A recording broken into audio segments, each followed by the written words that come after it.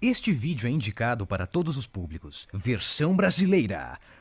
Máquina de dublagens.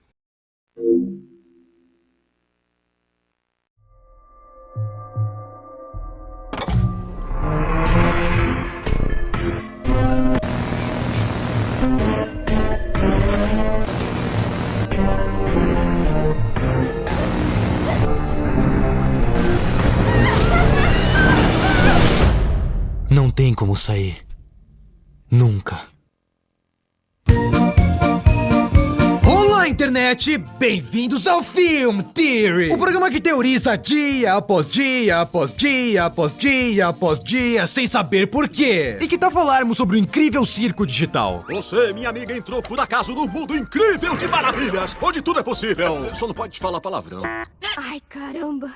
Caso você não conheça essa série ainda, essa é a última produção dos gênios criativos da Glitch Productions. Ela foi escrita, produzida e dirigida por Ghostworks, um artista talentoso que também compôs músicas para Hazbin Hotel e Helluva Boss. Sua criatividade e experiência realmente se destacaram nessa série, e eu tenho que dizer que vocês ficaram loucos recomendando essa série pra nós nos comentários, GT Live e no nosso subreddit. E é muito fácil ver por quê. Entre a animação incrível, momentos memoráveis, um elenco bom de personagens com uma história em volta em cerca de 18 camadas de mistério, esse é o programa perfeito pra nós investigarmos. Significando que se você ainda não assistiu ao primeiro episódio completo, vá nesse momento, assista logo depois da teoria. Mas eu ficaria surpreso porque essa série tá com mais de 50 milhões de views no seu canal do YouTube. Essa série tá explodindo pra um piloto. Mas só para nós estarmos na mesma página para as teorias de hoje, a história segue uma mulher chamada Pomni, que é lançada em um estranho mundo digital estilizado como um circo, ao lado de outros 5 humanos. Nós temos Jax, nosso querido otário, Hagatha, doce otimista, Gengo, que não consegue conter suas emoções, Zubo, feito de um monte de objetos aleatórios, e Kinger, que tá preso lá há mais tempo e tá enlouquecendo como resultado disso.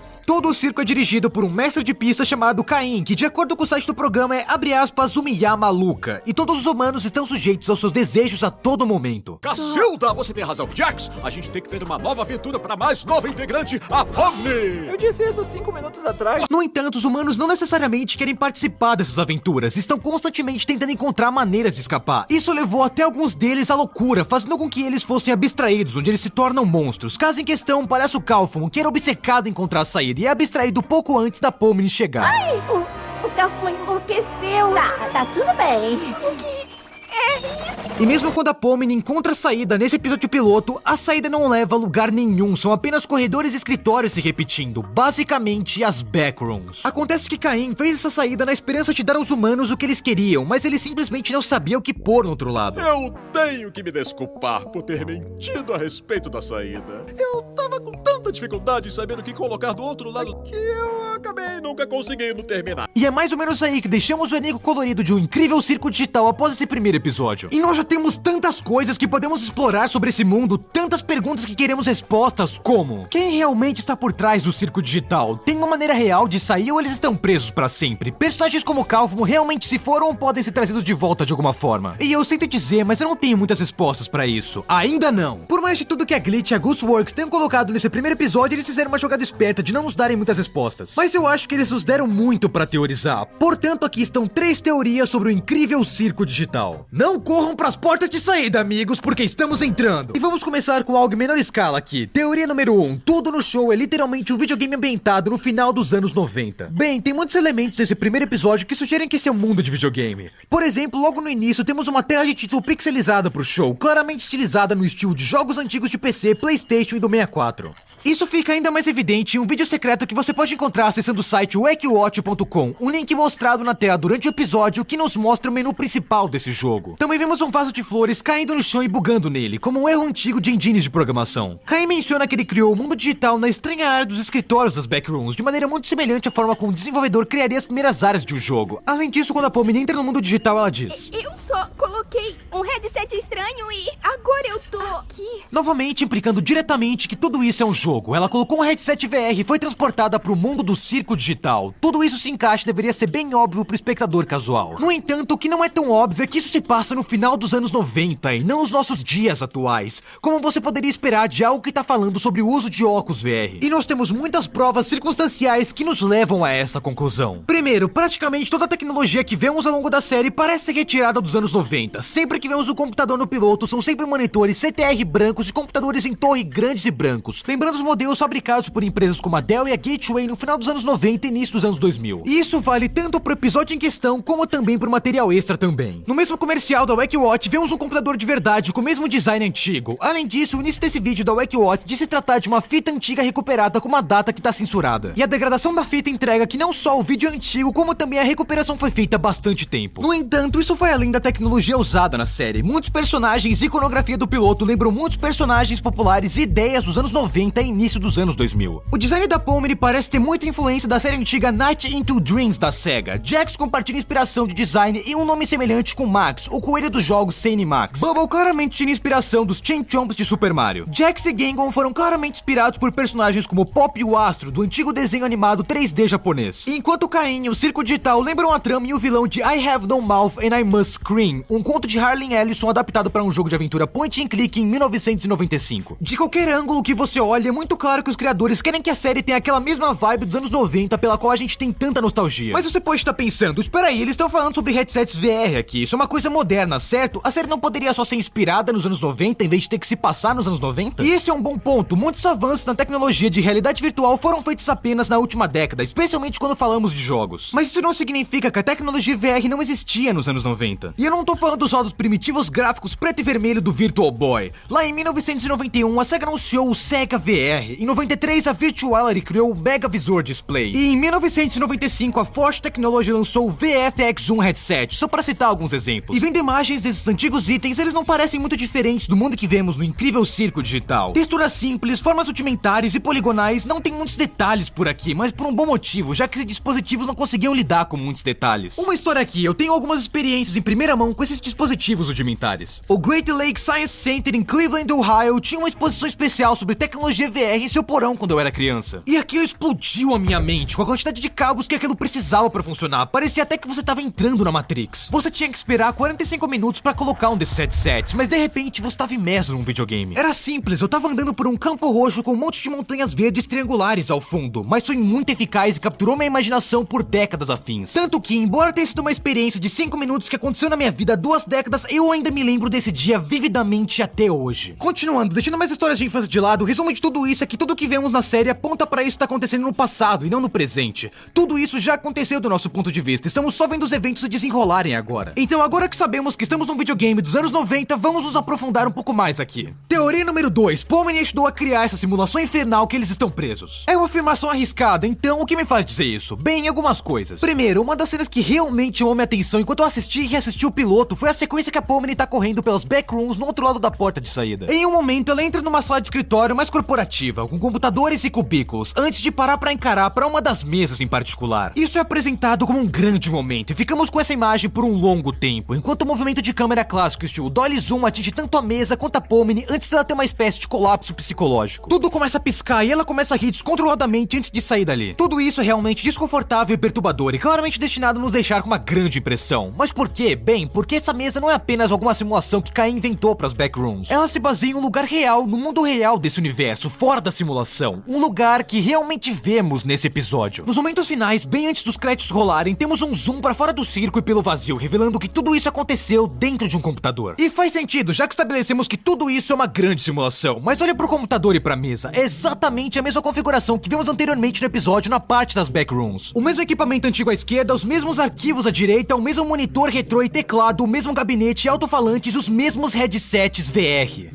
Isso é exatamente igual, mas claramente isso tá no mundo real. Não só tivemos literalmente um zoom pra fora do computador, implicando que não estamos mais na simulação, mas a iluminação da cena é muito mais natural. É mais quente, a luz do sol entra por uma janela próxima, tudo em um ângulo porque o sol tá mais baixo que o céu. Essa não é a iluminação linear da simulação de computador que vimos durante o episódio. Aquilo ali, aquele computador e aquela mesa existindo tanto na simulação quanto no mundo real é um ponto muito interessante. Mas por que então isso faz com que a Pomni surte? O que faz ela enlouquecer e começar a rir? Bem, eu acredito que subconscientemente a Pomni reconhece que aquela é a mesa dela. No início do episódio eles deixam claro que a Pomni perdeu suas memórias humanas, mas isso eu acredito que tá acionando uma profunda realização dentro dela. Com base no que temos, eu acredito que a persona humana de Pomni é uma funcionária da CNA, a empresa que tá desenvolvendo o jogo do circo digital e o headset VR. E ver isso aqui dentro do jogo dá algum estranho lampejo de memória sobre o que aconteceu pra ela ter chegado aqui. Ela tá presa no próprio jogo que ela ajudou a criar. É irônico, daí o motivo dela rir. É engraçado, sombriamente engraçado. Eu consigo ver isso sendo uma grande revelação no futuro e algo que poderia devastar todo o elenco de personagens. A Pomni também, obviamente, mas todos os outros personagens começariam a ver ela de outra forma porque iriam culpá-la pela prisão que eles estão vivendo. Mas uma micro-teoria rapidinha por aqui. Eu não acho que temos informações o bastante para descobrirmos o que as iniciais CNA significam, mas uma possibilidade que me ocorreu é que poderia ser uma referência pros irmãos Caim e Abel. Parcialmente nomeada após o líder IA da simulação Caim, que poderia levar muitas possibilidades interessantes na história.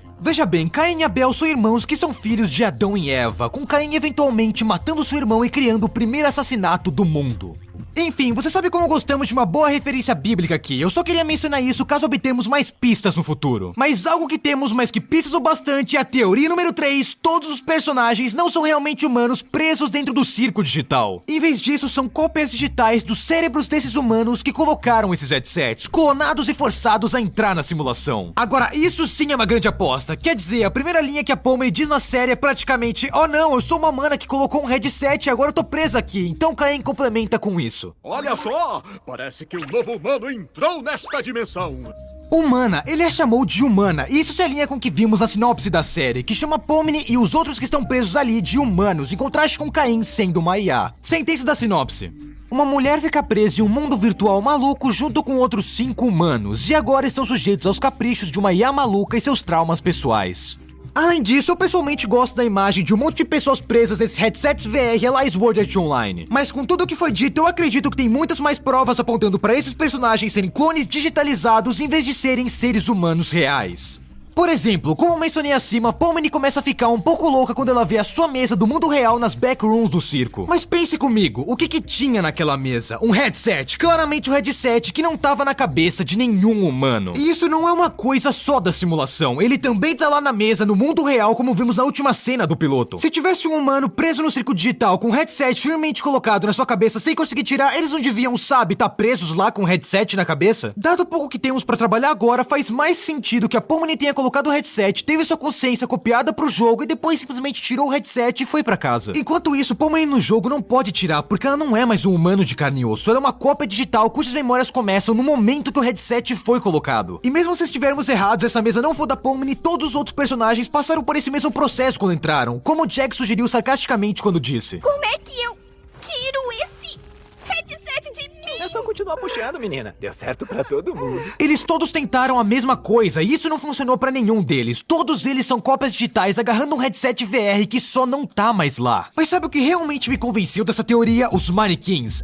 Você notou essas figuras? Ao longo de todo o episódio, vemos vários manequins e artistas povoando o circo. Você sabe, aquelas coisas que os artistas às vezes compram para ajudar com referências de poses. Mas proeminentemente os vemos no restaurante com Caim e Bubble agindo como personagens de fundo. Mas por que eles importam? Bem, nós sabemos que Caim pode criar NPCs. Ô, Caim, esse é outro dos seus NPCs ou é um otário novo? Talvez esses manequins sejam só personagens aleatórios sem nome que o Caim inventou pra preencher o circo. Talvez, porque isso simplesmente não fecha pra mim. Primeiro, os bonecos são claramente capazes de emoções. Vemos um deles ficando chateado quando a Pomni interrompe seu banho, gritando silenciosamente pra Pomni até que ela fecha a porta. Tem mais algo acontecendo aqui do que só essas coisas serem figurantes de fundo. Olha pra isso. Quando a Agatha mostra o quarto da Pomni pra ela, tem várias outras portas para outros personagens ao fundo. Isso é, na verdade, um ótimo exemplo de construção de mundo. Vemos que cada um dos personagens atuais tem seu próprio quarto, bem como vários outros personagens que não conhecemos ainda. Tem um personagem colorido que eu não consegui identificar precisamente, um que parece uma espécie de monstro de gel, um cachorro fofo, um cara com aparência de tamanduá verde e laranja e uma rainha preta do xadrez que eu vou supor que se chama Queenie, que parece ser a contraparte do Kinger, o que implica que ele não entrou sozinho nessa simulação. Independente, todos esses retratos têm um grande X vermelho sobre eles, o que faz sentido porque esses personagens provavelmente foram abstraídos no passado, assim como o Kaufman fez. Até vemos algumas dessas criaturas abstraídas no porão quando Caim bane o Kaufman. Continuando, além dos personagens passados e atuais, também vemos várias portas com manequins em branco nelas. E isso não é só uma, mas várias portas em questão. Se eu tivesse que dar um chute, eu diria que quando o novo humano entra no jogo, esses quartos se transformam em um que seja apropriado pra eles, e o manequim na porta se transforma no seu personagem. E mais uma coisa, eu acredito que exista um manequim no jogo que também se transforma nesse personagem novo. Atualmente, eles são só peças provisórias, mas são moldados em cópias humanas sempre que alguém novo coloca o headset e seu cérebro é escaneado pro sistema do jogo. E isso se encaixaria encaixaria tematicamente com a ideia dos manequins desde o início. Eles são supostamente usados como referência e depois transformados em algo real quando você usa eles pra sua arte. Isso também se encaixaria com o fato deles estarem nas portas de todos esses quartos vazios. E os personagens sendo clones digitalizados de cérebros humanos se encaixa com o fato que eles não podem tirar os headsets, apesar de vermos um headset não sendo usado na mesa que claramente deveria ser da Pomni. Tudo se encaixa com o que vimos na série até agora. Mas resumindo, a série tá enganando a gente. Ela não se trata de um bando de humanos presos em uma simulação. Ela se trata de diversas consciências humanas que foram digitalizadas no sistema de IA e mapeadas para corpos de manequins em branco, onde o computador pode então simular seu comportamento humano e apertar os parafusos até o limite, aprendendo as fraquezas da psique humana. E caso eles não aguentem mais e acabem abstraindo para fora do sistema, bem, então é só você iniciar outra simulação e tentar de novo. Não tem porta de saída, só um loop infinito de testes torturosos conduzidos por Caim enquanto eles tentam entender a experiência humana. Assim como num circo de verdade, tudo isso é uma grande performance.